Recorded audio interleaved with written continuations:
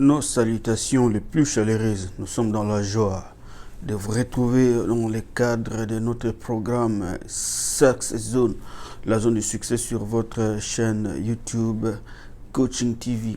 Comme je l'ai toujours dit, si vous avez besoin de retrouver nos anciens numéros sur YouTube, faites Coaching TV en un mot, espace Toussaint. J'ai toujours dit que le concept coaching ou bien coaching TV est exploité par plusieurs personnes. Donc, pour créer la différence entre notre chaîne YouTube Coaching TV et les chaînes YouTube d'autres personnes, faites Coaching TV espace Toussaint. Et puis Toussaint, c'est mon prénom. Donc, merci beaucoup vraiment de nous suivre. Ça, c'est un nouveau numéro de Success Zone. Aujourd'hui, nous allons parler du pouvoir de l'optimisme. Pouvoir de l'optimisme. Ce que l'optimisme peut accomplir dans nos vies. Pourquoi est-ce qu'il est important d'être optimiste? Vous êtes fort en définition, vous connaissez beaucoup de choses. Je vais vous épargner des définitions. Mais seulement nous devons savoir que un optimiste, c'est quelqu'un qui entretient un état d'esprit permanent, un état d'esprit positif de manière permanente.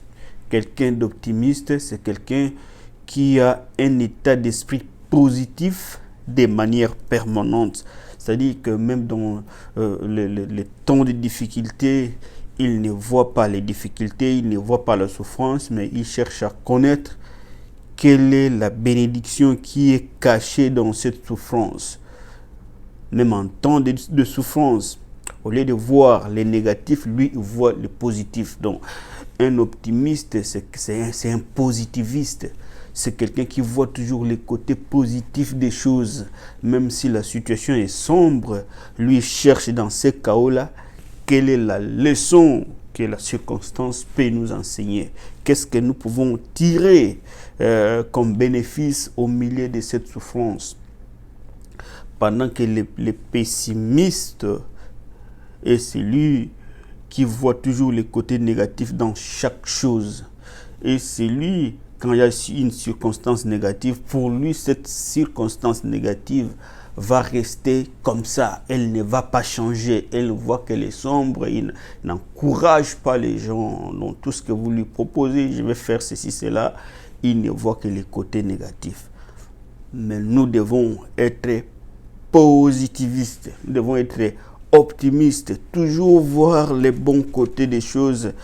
Et ça a beaucoup d'avantages. Au cours de cette émission, nous allons quand même énumérer quelques avantages de l'optimisme. Donc, l'optimisme, c'est quelque chose de très, très important. L'optimisme est vraiment associé au succès. Notre combat de tous les jours, c'est d'obtenir le succès dans tout ce que nous faisons. Pour les autres, le succès, c'est les matériels. Avoir des voitures luxueuses, de grandes maisons, de beaux villas. Pour les autres, le succès, c'est par exemple faire étudier ses enfants, assurer l'avenir de ses enfants. Donc, chacun de nous a sa manière à lui de voir les succès. Donc, nous disons que celui qui est dans les combats, celui qui est dans la poursuite du succès, ne peut pas s'en passer de l'optimisme. Donc l'optimisme, c'est vraiment la base du succès.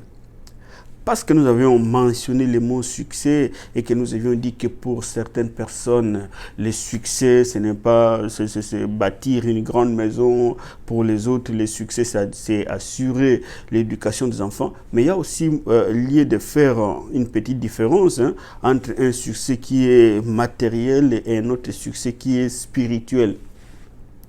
Sur le plan matériel, vous pouvez amasser beaucoup de richesses. Mais sur le plan spirituel, il est encore beaucoup plus important aussi d'amasser des richesses spirituelles. Mais les problèmes, c'est quoi? Les problèmes, c'est que les richesses physiques, les richesses extérieures sont volatiles. Hein. Les richesses que nous voyons, que nous pouvons palper, ne durent pas toujours. Hein. Vous pouvez les perdre à tout moment, ce qui est matériel. Hein. L'ouragan peut vous emporter de maison, je ne sais pas quoi encore, l'incendie. Donc il y a beaucoup de choses qui peuvent se produire pour vous ravir ce que vous avez. Mais la richesse interne, cette richesse-là, elle est à vous. Donc nous devons beaucoup plus travailler sur la richesse interne. Et la richesse interne vient en servant les autres. Ok? En servant les autres, en étant au service des autres. La richesse interne, c'est comme l'optimisme, c'est la richesse interne, c'est comme la tempérance, okay? C'est comme l'humilité, c'est comme la serviabilité, en étant au service. C'est ça qu'on appelle la richesse interne. Et cette richesse interne, elle est beaucoup plus importante que la richesse externe. En fait, c'est la richesse interne qui peut vous créer beaucoup de richesses externes. Ça, c'est très important. Nous sommes en train de parler de quelqu'un qui est optimiste, quelqu'un qui est appelé à avoir, n'est-ce pas, à regarder les choses dans une direction positive. Et nous disions que dans notre poursuite, notre recherche du bonheur, du succès, okay, il y a lieu de faire un distinguo entre les richesses physiques et les richesses spirituelles qui sont internes. Et je disais que les richesses internes sont beaucoup plus importantes que les richesses externes, parce que les richesses externes peuvent être bousillées à tout moment, mais les richesses internes sont les vôtres. Et vous devez beaucoup plus travailler sur vos richesses internes. Et ayez l'habitude de faire ce qu'on appelle un bilan personnel, un bilan journalier en ce qui concerne vos richesses internes, parce que les richesses internes sont très très importantes. Comme vous le savez, un bilan, c'est toujours deux côtés, hein, l'actif et le passif. L'actif représente ce que nous avons et les passifs représentent ce que nous devons, nos dettes. Alors nous devons beaucoup plus, comme toujours comme en comptabilité, diminuer nos dettes et accroître nos richesses. De manière journalière, vous pouvez vous mettre quelque part pour essayer un peu d'évaluer, mais du côté attitude positive. La fois passée, ou bien les derniers jours, hier, c'était quoi votre attitude? Comment est-ce que vous vous êtes comporté au travail, à l'église, en famille? Du côté humilité, est-ce que vous êtes toujours humble? Du côté serviabilité, du côté image personnelle, quelle image avez-vous de vous-même? Est-ce que vous travaillez sur votre image? Est-ce que vous dites de bonnes affirmations pour vous-même, de belles paroles pour vous-même? Ça, ce sont des choses qui boostent notre énergie. Ce sont des choses qui nous permettent à ce que nous puissions rester optimistes, ne voir que les bons côtés. Alors, comme nous disions là, dans la recherche de ces richesses internes, les déceptions aussi ne manquent pas. Hein? Les déceptions ne manquent pas comme toujours, c'est comme on a toujours dit, mais les problèmes, ce n'est pas la déception, mais les grands problèmes, c'est notre manière de réagir face à cette déception. Comme on a toujours dit, nos vies sont faites à 10% de ce qui nous arrive. 10%, ce sont les situations qui nous arrivent, mais 90 ou 90%, notre vie est faite de nos réactions. Comment est-ce que vous réagissez à ce qui vous arrive? Vous n'allez pas empêcher que je ne sais pas quelque chose malheureuse de ne pas se produire. L'érosion, je ne sais pas, l'incendie, le divorce, la perte d'un être cher, des membres de famille. Ce sont des choses qui arrivent. Alors, comme je dis que notre vie est constituée à 10% des choses qui arrivent, mais à 90%, à 90%, notre vie est faite de la manière dont nous réagissons à ce qui nous arrive. la responsabilité vous incombe, hein, la responsabilité nous incombe à choisir quelle attitude nous pouvons adopter devant telle ou telle situation. Vous avez connu les licenciements, mais ce n'est pas aussi la fin du monde. Ce n'est pas les licenciements qui va conditionner votre manière de réfléchir, qui va conditionner votre attitude, votre manière de penser revient à vous. C'est à vous de décider comment est-ce que vous allez penser, comment est-ce que vous allez vivre cette situation. Est-ce que vous allez demeurer dans les côtés négatifs ou que vous pouvez être positif. Nous devons être optimistes. D'ailleurs, on a toujours dit que la déception crée les changements et les changements apportent des opportunités. Quand on a fait quelque chose, on a entrepris quelque chose, ça n'a pas marché, on a connu la déception. Ça peut être dans tous les domaines, même dans les domaines de la vie conjugale, de la vie, je ne sais pas, ceux qui sont dans l'amitié. Dans plusieurs domaines, dans le domaine scientifique, on peut connaître des déceptions. Mais le problème, ce n'est pas au niveau des déceptions, le problème, c'est à notre niveau. Comment est-ce que nous nous défendons? Comment est-ce que nous réagissons face à ces déceptions?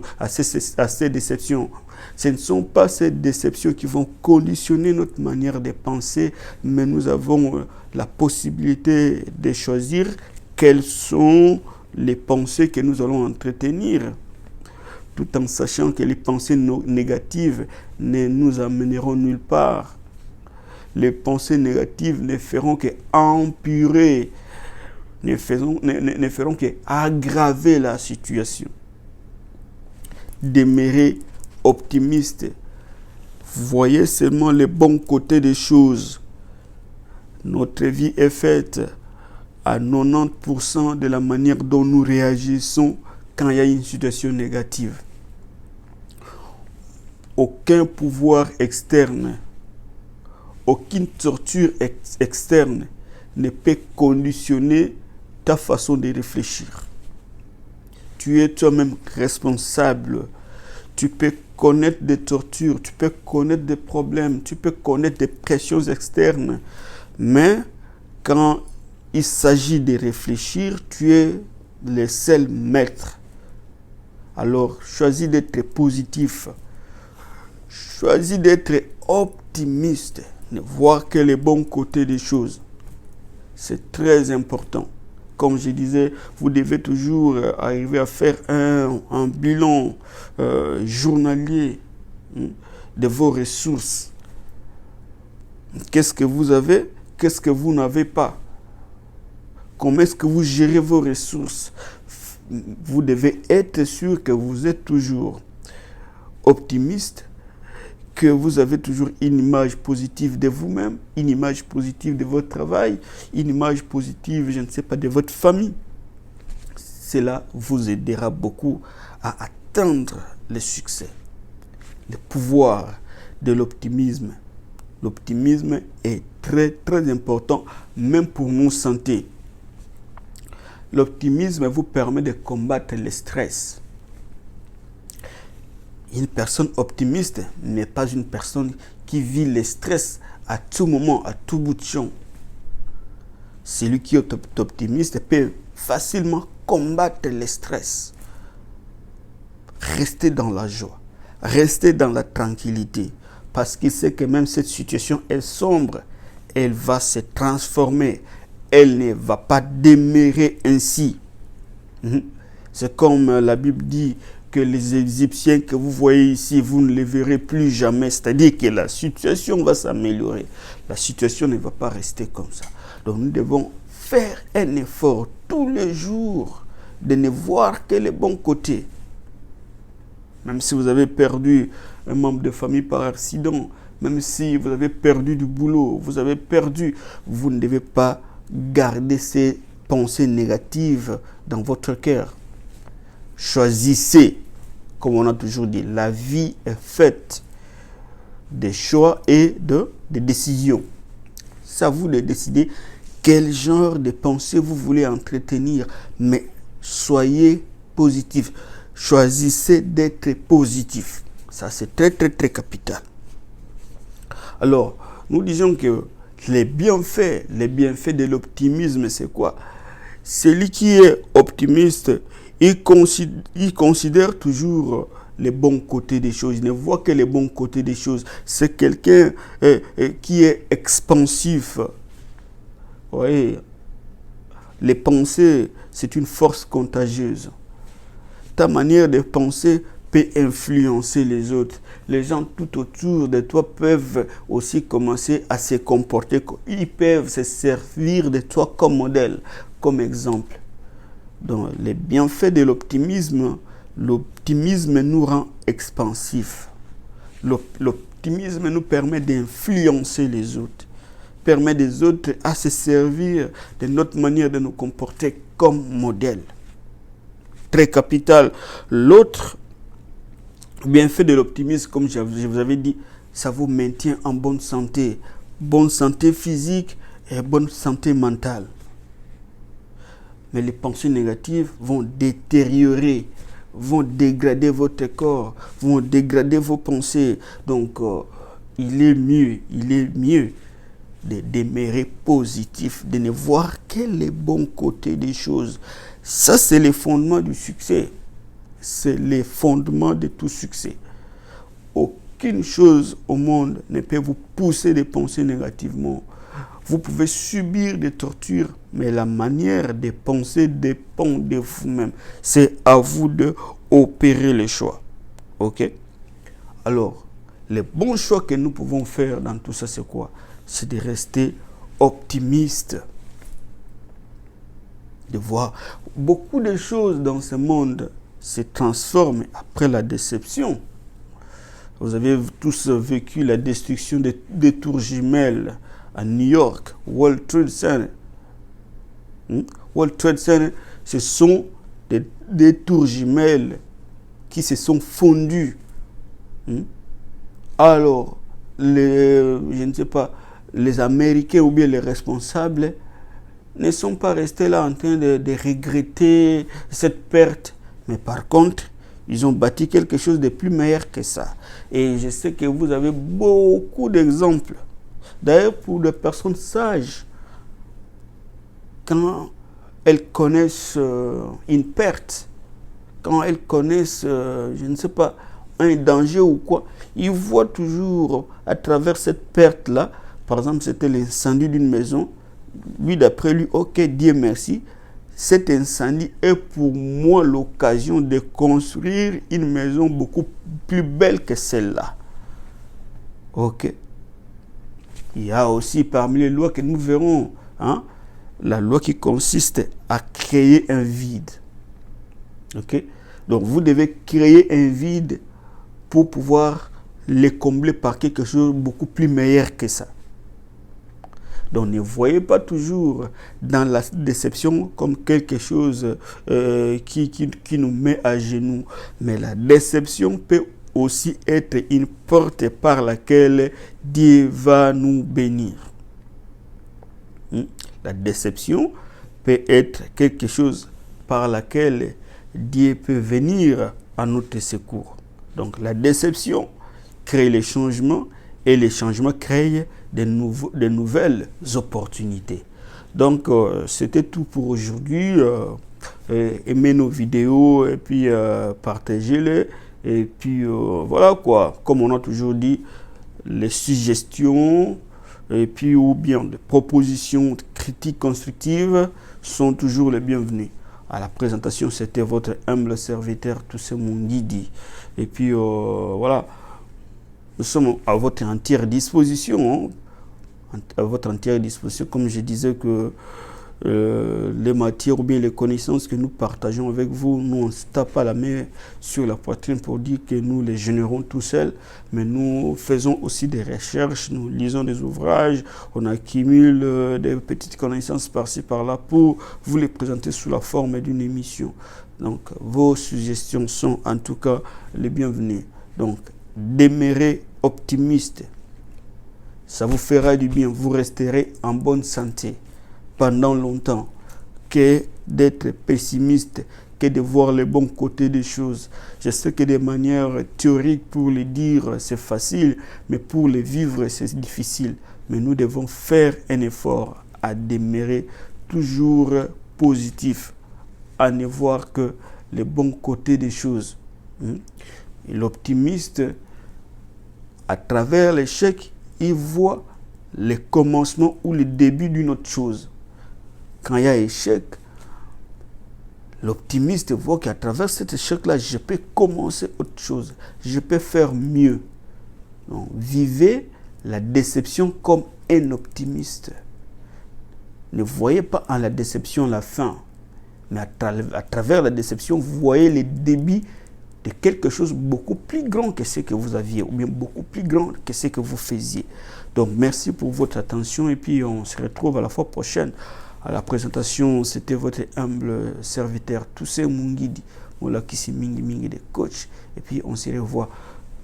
Merci beaucoup à Papa Joël, Joël Boéa, Canada. Merci beaucoup à notre sœur Joël Kissa Gomufuba, Pauline Mimpembe.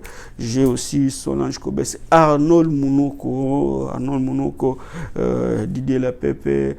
Vainqueur Nana, happy birthday, boy. So you stay blessed and enjoy your day as much as you can.